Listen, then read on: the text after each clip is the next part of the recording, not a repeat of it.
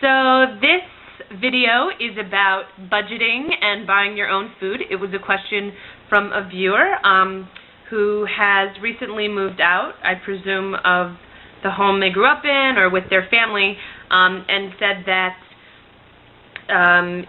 while there are positives and pluses to being on your own and being in control of the food you're getting and how that's been beneficial, sometimes it's a little confusing about how to budget and how to take into consideration amounts of food when being on your own. So let me just make sure I got most of that right. Yeah, shopping and buying food, being on your own, moving out.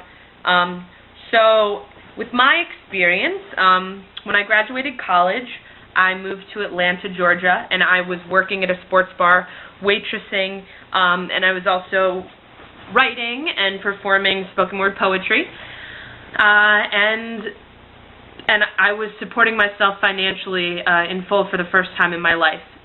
So while I had been on my own at boarding school and studying abroad in Europe before college and then in college, my parents had been the bulk of my support system financially. So I found that supporting myself financially was incredible for helping me through recovery, because I suddenly was eating for fuel, not for emotional purposes, and I had to be really conscious of how I spent my money with food because that was all I had.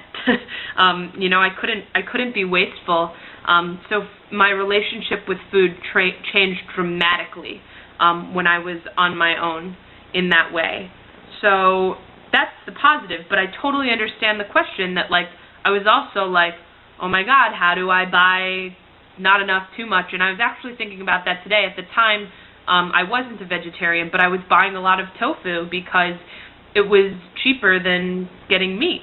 And I remember, like, buying chicken sometimes and freezing it, and it would sit there for, like, months because I, like, forgot it was there, and I got really used to cooking with tofu and cooking vegetarian because it was cheaper.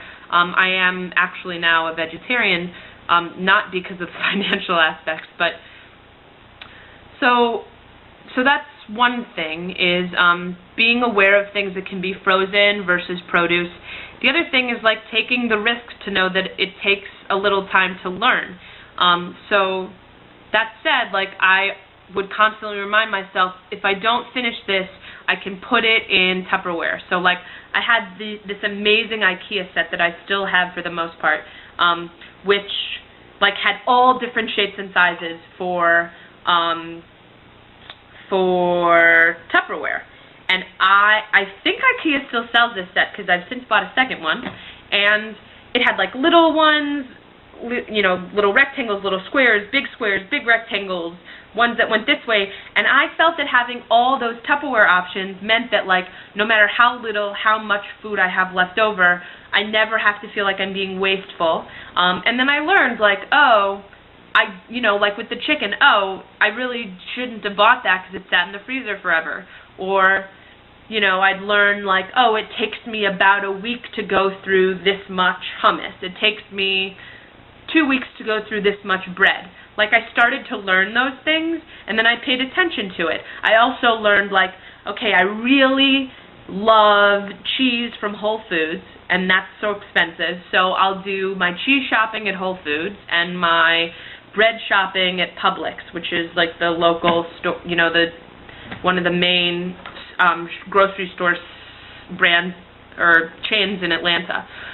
So that's another thing I learned how to do, was, like, I didn't want to deprive myself of the things I really liked. So the things that were negotiable, like, I was happy buying granola bars anywhere, but I was not so happy buying cheese anywhere. So, like, I learned those, or, like, yogurt. I was so happy buying, you know, any brand of yogurt, but I wasn't so flexible on, I'm trying to think, maybe, you know, like, having frozen yogurt in the fridge, like. So I learned, like, okay, what are the more expensive things that matter, and then everything that I'm more flexible on, I would buy where it was less expensive. And I've sort of maintained that since, you know, like, what am I Like, I'm still not very flexible on cheese. I love cheese. I'm really picky about it. So, like, I don't buy cheap cheese. But that means, like, being flexible with bread or crackers or sometimes produce, you know, like veggies and fruit. Or knowing that, like, oh, that fruit salad looks so good, but it's really expensive. If I want fruit, I'll make my own. Like, I started learning what my limits were and what made me comfortable, and how I could best function financially and emotionally within those things. So it means taking some risks, but also it's a learning process. So I hope that helps. If not, and there are still questions, or this has spawned more questions on this subject, please let me know, and I'm happy to talk about it.